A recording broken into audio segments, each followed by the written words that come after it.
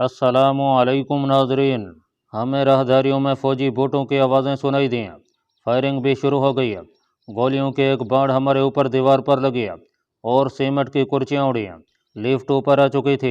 हम उसमें घुस गए। दरवाज़ा बंद हो गया और लिफ्ट नीचे उतरने लगी।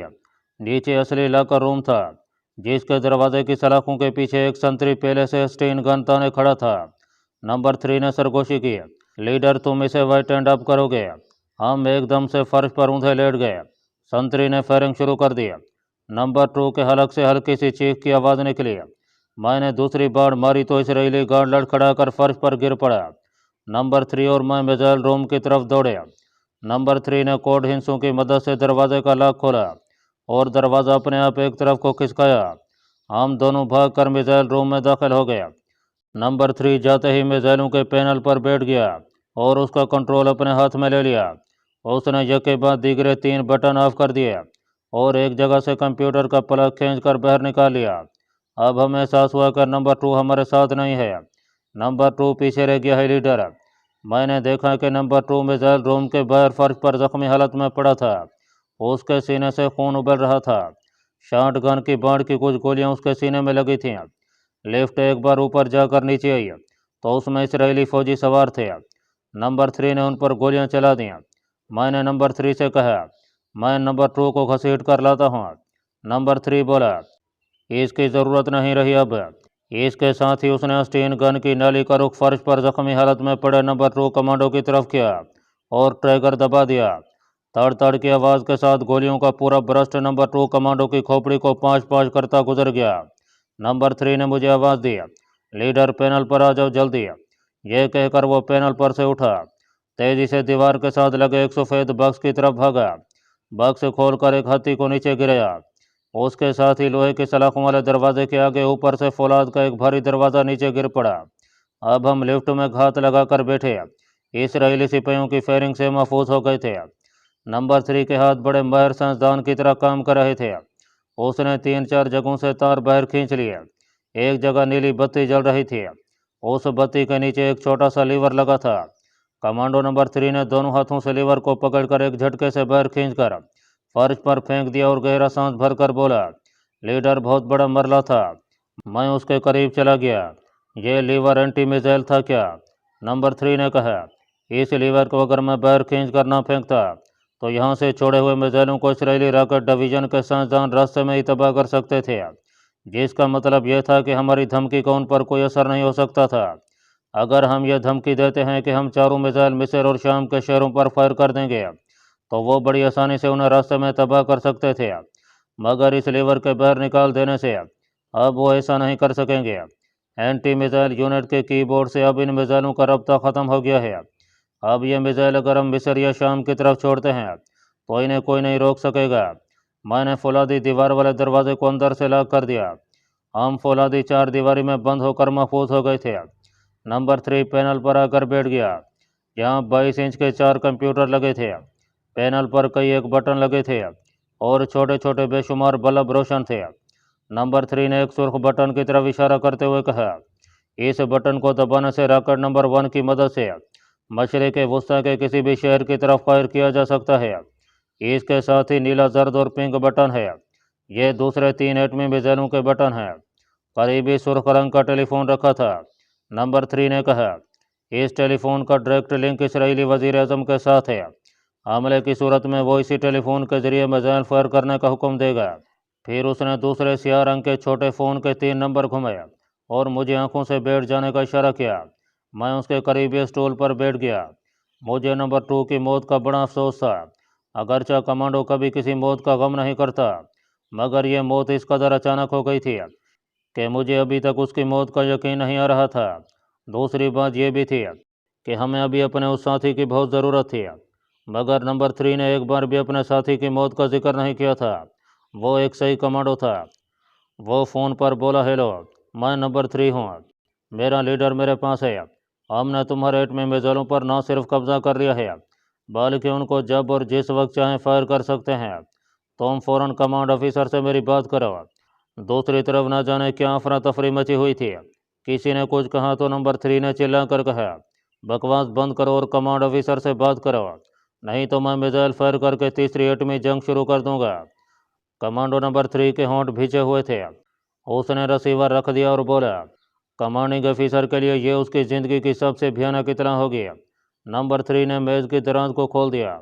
उसमें से एक जर्द रंग की जिल्द वाली कॉपी निकाली और उसे खोलकर पढ़ने लगा। उस पर कोड वर्ड लिखे थे। वो ज़ेरे लब मुस्करा रहा था। उनके ये सारे कोड अब बेकार हो गए हैं। देखो लीडर, इस सुर्ख बटन पर ज़रा सा दबाव पड़ेगा और एक एटमी मिसाइल कहरा की तरफ रवाना हो जाएगा। मैंने कहा, क्या वो इलेक्ट्रिक फ्लेवर से इस सिस्टम को जाम नहीं कर सकते? नंबर 3 मुस्कराया, इस मिसाइल रूम को बाहर से पावर सप्लाई नहीं होती।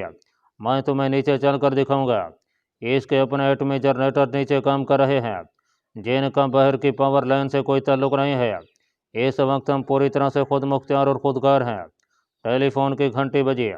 नंबर 3 ने जल्दी से रिसीवर उठाया और पूछा, क्या तुम कमांडिंग ऑफिसर बोल रहे हो? दूसरी तरफ से हल्की सी आवाज़ मुझे सुनाई दी। नंबर 3 ने कहा, ओके मिस्टर कमांडिंग ऑफिसर, मैंने और मेरे साथी कमांडो ने तुम्हारे इस एटमी मिसाइल पोस्ट पर कब्जा करके चारों मिसाइलों को मुकम्मल तौर पर अपने कंट्रोल में ले लिया है। अपने वज़ीर आज़म से कह दो कि हम किसी भी वक्त ये एटमी मिसाइल फायर करके यरूशलेम पर क़यामत नाज़िल कर सकते हैं। जब हमारे मिसाइल शाम, इराक, कहरा और इस्कंदरिया पर गिरेंगे तो उधर से भी जवाबी एटमी मिसाइल फायर कर दिए जाएंगे, जो सफ़ाई हस्ती से इसराइल के शहरों को नेस्तो नाबूद कर देंगे। हाँ हाँ, मैं बताता हूँ। नंबर 3 ने रिसीवर के माउथ पीस पर हाथ रख कर मुझसे कहा, वो हमसे हमारी डिमांड पूछ रहे हैं। मैंने कहा, मेरा ख्याल है हमें अपना मुतालबा इसराइली वज़ीर आज़म को ही बताना चाहिए। ठीक है, ये कहकर नंबर 3 ने फ़ोन पर कहा, हम अपनी डिमांड तुम्हारे वज़ीर आज़म को ही बता सकते हैं। अपने वज़ीर आज़म से हमारी बात करो। नंबर 3 ने फ़ोन बंद कर दिया। चंद सेकंड के बाद फ़ोन की घंटी फिर बजी। इस बार दूसरी तरफ से मिसाइल कंट्रोल कमांडर बोल रहा था। उसने नंबर 3 के साथ बड़ी नरमी से बात की और कहा कि हमें मुज़ाकरात करने का मौका दो। अपनी डिमांड हमसे कहो। तुम्हें जितनी रकम चाहिए हम तुम्हें मुहैया कर देंगे। इस पर नंबर 3 ने गाली देकर उसे कहा, मैं तुम्हें 5 मिनट देता हूँ, अपने वज़ीर आज़म से बात करो, नहीं तो मैं पहला एटमी मिसाइल फायर कर दूंगा। दूसरी तरफ से घबराई हुई आवाज़ आई, ऐसा मत करना, मैं वज़ीर आज़म से बात कराने की कोशिश करता हूँ, लेकिन हो सकता है कुछ देर लग जाए, तो मैं इंतज़ार करना होगा। मैं तुम्हारी बात कराता हूँ। नंबर 3 रिसीवर रख कर मुस्कराया। उस वक्त तल अबीब के गवर्नमेंट हाउस में इसराइली वज़ीर आज़म मगरबी जर्मनी के एक वक्त से ज़रूरी मुज़ाकरात कर रहा था कि उसका सेक्रेटरी घबराया हुआ अंदर दाखिल हुआ और दरवाजे के साथ लग कर खड़ा हो गया। इसराइली वज़ीर आज़म ने उसकी तरफ देखा तो सेक्रेटरी ने बाएं हाथ की 3 उंगलियां खड़ी कर दी। यह इशारा था इस बात का कि तीसरी आलमगीर एटमी जंग जैसी प्रॉब्लम दरपेश है। इसराइली वज़ीर आज़म एक सेकंड के लिए परेशान हो गया। सेक्रेटरी फ़ौरन बाहर निकल गया। वज़ीर आज़म ने जर्मन वफ़द के सरबराह से कहा, माफ़ी चाहता हूँ, बाकी मुज़ाकरात नाश्ते के बाद होंगे। रात तकरीबन गुजर चुकी है, मुझे अब नींद आ रही है। जर्मन वफ़द उठकर चला गया तो वज़ीर आज़म घबरा कर बाहर को लपका। सेक्रेटरी ने उसे एक तरफ ले जाकर तमाम सूरत हाल से आगाह किया। इसराइली वज़ीर आज़म का रंग उड़ गया, उसके होंठों से खुद ब खुद निकल गया, वो लोग क्या चाहते हैं। इसके साथ ही वो अपने बेडरूम की तरफ दौड़ा। सेक्रेटरी उसके साथ साथ था। नंबर 3 और मैं मिसाइल पैनल के सामने बैठे फ़ोन की घंटी का इंतज़ार कर रहे थे। अचानक घंटी बज उठी। नंबर 3 ने रिसीवर उठाया। हेलो। दूसरी तरफ से आवाज़ आई, मैं इसराइल का वज़ीर आज़म बोल रहा हूँ, तुम लोग कौन हो और क्या चाहते हो? नंबर 3 ने कहा, मिस्टर वज़ीर आज़म, मेरे लीडर से बात करो। मैंने रिसीवर हाथ में ले लिया और कहा, मिस्टर प्राइम मिनिस्टर, मैं कमांडो लीडर बोल रहा हूँ। इस वक्त आपका मिसाइल स्टेशन पूरे तौर पर हमारे कब्ज़े में है। हमने अपनी मिसाइल शिकन राब्ते को भी काट दिया है। हम इस पोजीशन में हैं कि किसी लम्हे भी कहरा, सिकंदरिया या बगदाद पर एटमी मिसाइल फायर कर सकते हैं और आपका कोई भी रॉकेट हमारे मिसाइल को रास्ते में तबाह नहीं कर सकेगा, क्योंकि हमने एंटी सिस्टम को तबाह कर दिया है। वज़ीर आज़म की घबराई हुई मगर बज़ाहिर संजीदा आवाज़ आई, तुम क्या चाहते हो? हम उन्हें पूरा करने की कोशिश करेंगे। तुम्हें कितनी रकम चाहिए? मैंने कहा, हमने यह ख़तरनाक मिशन रकम हासिल करने के लिए शुरू नहीं किया था। वज़ीर आज़म ने तशवीश के साथ पूछा, फिर तुम लोग क्या चाहते हो? अब मैंने इसराइली वज़ीर आज़म को उसकी इब्रानी ज़बान में सारी बात बयान कर दी और कहा कि हम तुम्हें दिन के 12 बजे तक का वक्त देते हैं। اگر 12 بجے تک تم نے قاہرہ میں مقیم پاکستانی سفارتکار کی لڑکی کو ہمارے حوالے نہ کیا تو ہم پہلا میزائل فائر کر دیں گے جو اسکندریہ کی بندرگاہ پر جا کر گرے گا۔ وزیر اعظم کے لہجے میں اب پریشانی اور بے حد فکر مندی تھی۔ اس نے کہا، اس طرح تم اسکندریہ کے ہزاروں بے گناہ مسلمانوں کو ہلاک کر دو گے جو تمہارے بھائی ہیں۔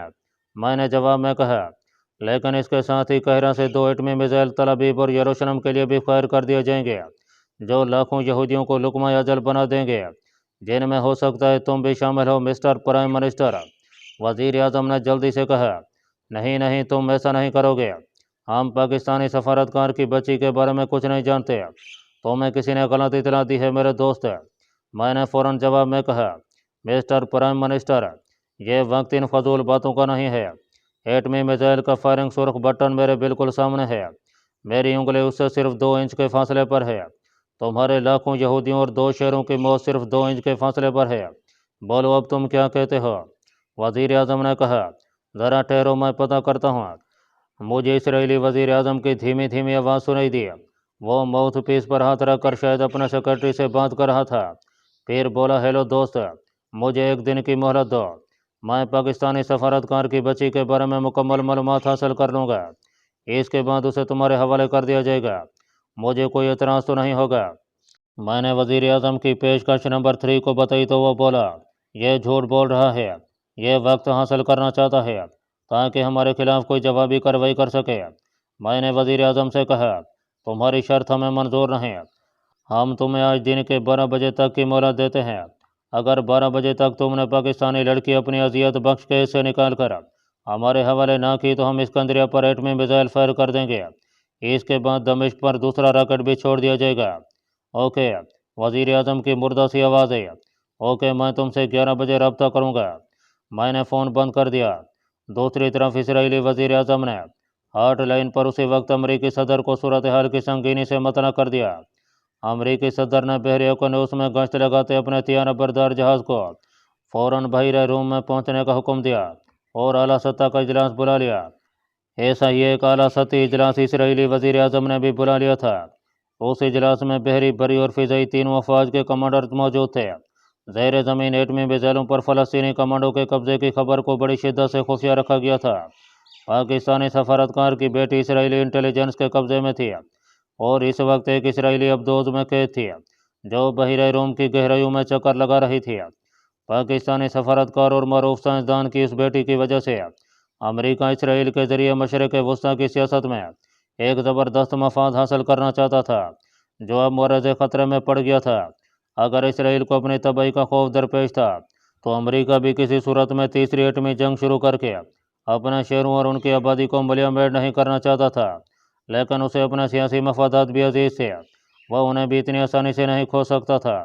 چنانچہ اس نے اسرائیلی وزارت دفاع سے باقاعدہ رابطہ استوار کیا اور اسرائیلی وزیر اعظم کی وساطت سے اس ابدوز کو بحیرہ روم کے سمندر میں ایک جگہ ٹھہرنے کا حکم جاری کروایا جس میں پاکستانی لڑکی قید تھی۔ ابھی تک اسرائیلی کیبنٹ کے حزب مخالف کو اس خطرناک ترین صورتحال کا علم نہیں ہوا تھا۔ یہ بات ابھی تک اسرائیلی وزیر اعظم اور تینوں افواج کے سربراہوں اور سیکرٹری تک ہی محدود تھی، یا پھر ایٹمی میزائل اسٹیشن کے کنٹرول کمانڈر کو صحیح صورتحال کا پتہ تھا۔ باقی عملے کو اسی جگہ پر بند کر دیا گیا تھا اور انہیں یہی بتایا گیا تھا کہ 2 فلسطینی کمانڈو میزائل کے اڈے میں گھس گئے ہیں اور بے پناہ رقم کا مطالبہ کر رہے ہیں۔ ہم اسرائیلی اور امریکی ہتھ کنڈوں سے خوب واقف تھے۔ نمبر 3 نے صاف صاف بتا دیا تھا کہ اسرائیلی وزیر اعظم جھوٹ بول رہا ہے۔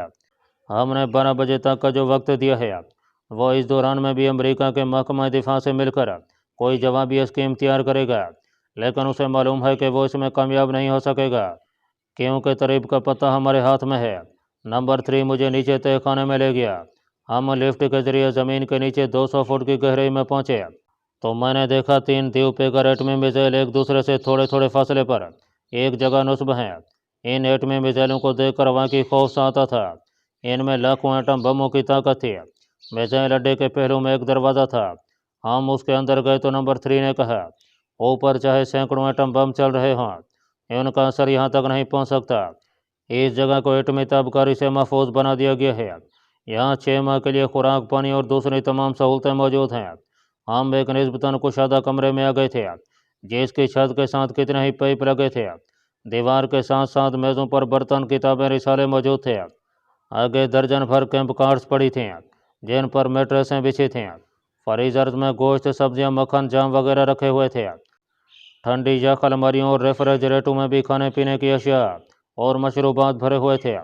एक तरफ 7 माइक्रो ओवन लगे थे, गोया यहाँ एटमी जंग छिड़ जाने की सूरत में दर्जन भर इंसान बड़ी आसानी से 6 माह बिल्कुल महफूज रहकर बसर कर सकते थे। नंबर 3 ने मुझे ऑक्सीजन के सिलेंडर दिखाकर कहा, इनमें 1 बरस के लिए ऑक्सीजन मौजूद है। उसने एक अलमारी से कोका कोला और सैंडविच निकाले और हम उन्हें खाते हुए ऊपर पैनल में आकर बैठ गए। ठीक 11 बजे सुर्ख फ़ोन की घंटी बजी। नंबर 3 ने जल्दी से रिसीवर उठाया। दूसरी तरफ से इसराइली वजीर आज़म की आवाज़ उभरी, हेलो, हमें तुम्हारी शर्त मंजूर है। हम लाखों बेगुनाह इंसानों के खून से हाथ नहीं रंगना चाहते। पाकिस्तानी खतून इस वक्त यहाँ से 2000 मील दूर एक खुफिया जगह पर कैद है। मैंने उसे वहाँ से लाने का हुक्म दे दिया है। एक तेज़ रफ्तार जेट तियारा उसे लेकर वहाँ से चल पड़ा है। वो शाम तक यहाँ पहुँच जाएगा। नंबर 3 का चेहरा मुसर्रत से खिल उठा। उसने माउथ पीस पर हाथ रखकर मुझसे कहा, लीडर, हमारा मिशन कामयाब रहा। वज़ीर आज़म ने हमारी शर्त तस्लीम कर ली है। कुदरती बात थी कि मैं ये सुनकर बहुत खुश हुआ। इसके साथ ही ख्याल आया कि कहीं ये उसकी कोई चाल ना हो, लेकिन मैंने पाकिस्तानी लड़की की तस्वीरें देख रखी थीं। मैंने सोचा, जब तक उसे खुद अपनी आंखों से न देख लूँ, हरगिज़ ना निकलूँगा। नंबर 3 कुछ देर इसराइली वज़ीर आज़म से फ़ोन पर गुफ्तगू करता रहा। वो लड़की को हमारे हवाले करने और वहाँ से फ़रार होने की तफसीलात तय कर रहा था। फिर उसने फ़ोन बंद कर दिया। वज़ीर आज़म के साथ तय हुआ कि 2 एक पहली फ़्लाइट में पाकिस्तानी लड़की को बिठाकर एटमी मिसाइल स्टेशन की तरफ भेजेगा और जब हमारी तसल्ली हो जाएगी तो वो हेलीकॉप्टर हमें साथ लेकर इसराइल की जनूब मशरकी सरहद अबूर करके उर्दन के बॉर्डर पर उतार देगा। कहने को ये बड़ी आसान तरकीब थी, मगर इसमें बहुत सी वजाहत तलब बातें भी थीं।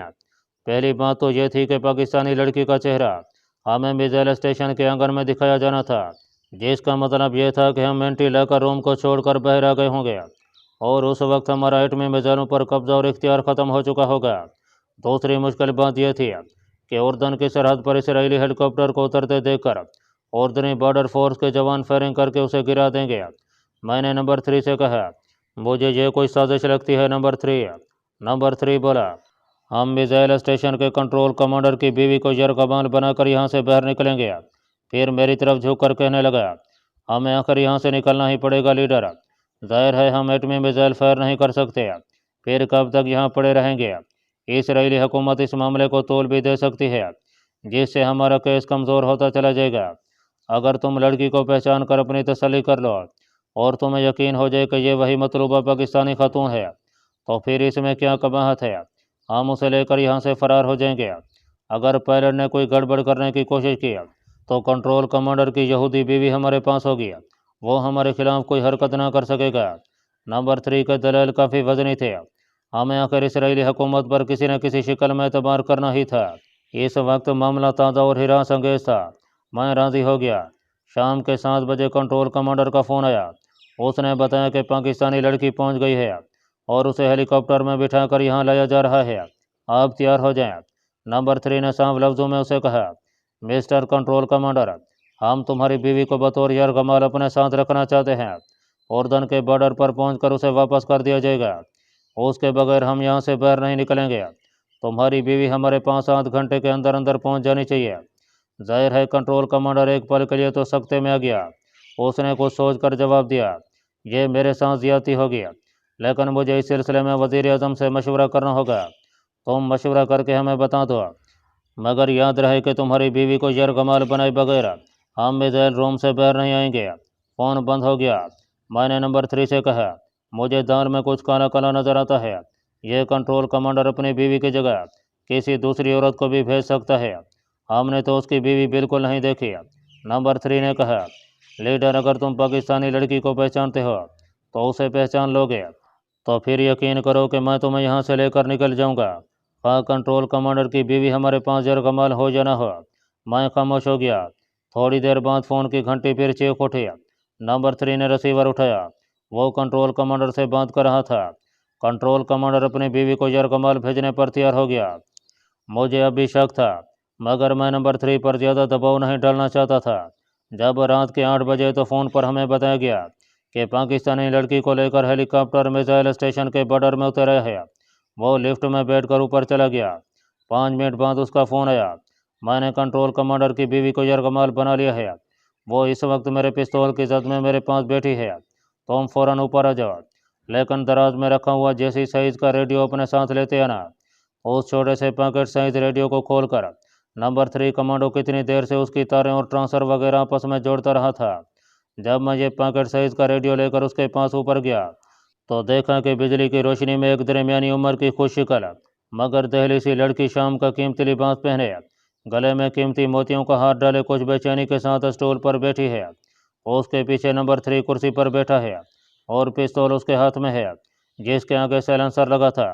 میں نے اسے ریڈیو دیا تو اس نے بڑی پھرتی سے اس کی ویو لینتھ کو تبدیل کیا اور سوئی 1 میٹر ہیڈ پر جما دیا اور پھر نمبر ملا کر فون کیا۔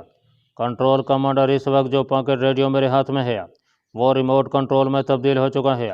اس کا رابطہ ایٹمی میزائل نمبر 1 سے ہے جسے اسکندریہ کے شہر پر گرنا ہے۔ اگر ہمارے ساتھ کسی قسم کا بھی دھوکہ کرنے کی کوشش کی گئی تو میں ریڈیو کا بٹن دبا کر نہ صرف اسکندریہ بلکہ تل ابیب اور یروشلم میں بھی تباہی مچا دوں گا۔ کنٹرول کمانڈر نے جواب میں کہا، ہم نے جو وعدہ کیا ہے ہم اس کے پابند ہیں۔ جیسا کہا گیا ہے ویسے ہی ہوگا۔ میری بیوی تمہارے پاس بطور یرغمال موجود ہے۔ پاکستانی لڑکی ہمارے پاس باہر ہیلی کاپٹر میں بیٹھی ہے۔ تم لوگ اب لا کر روم سے باہر نکلو اور اپنی امانت لے کر اور میری بیوی مجھے واپس کر کے یہاں سے چلے جاؤ۔ اور ہاں، اب تمہیں ریموٹ کنٹرول بھی ہمارے حوالے کرنا ہوگا۔ نمبر 3 نے کہا، اوکے، ہم باہر آ رہے ہیں۔ میں نے ریسیور نمبر 3 کے ہاتھ سے لے کر کہا، میں لیڈر بول رہا ہوں، پاکستانی لڑکی کو ہیلی کاپٹر سے باہر کھڑا کر دو، میں اسے دیکھ کر اپنی تسلی کرنا چاہتا ہوں۔ کنٹرول کمانڈر نے جواب دیا، ایسا ہی ہوگا، تم لوگ باہر آ جاؤ۔ میں نے ریسیور رکھ دیا اور نمبر 3 کی طرف دیکھا۔ میری آنکھوں میں ایک سوال تھا۔ نمبر 3 نے آہستہ سے اس بات میں سر ہلایا اور بولا، لیڈر ڈونٹ وری، اگر ایسی ویسی بات ہوئی تو میں اس عورت کی کھوپڑی اڑا دوں گا۔ یہودی عورت نے جو بظاہر کنٹرول کمانڈر کی بیوی تھی بھر رہی ہوئی آواز میں کہا، مجھے ہلاک نہ کرنا، میں اپنے خاوند کے حکم سے یہاں بندی بندی آ گئی ہوں، میرا قصور نہیں ہے۔ نمبر 3 نے غراتے ہوئے کہا، تم چپ رہو۔ یہودی عورت ایک دم چپ ہو گئی۔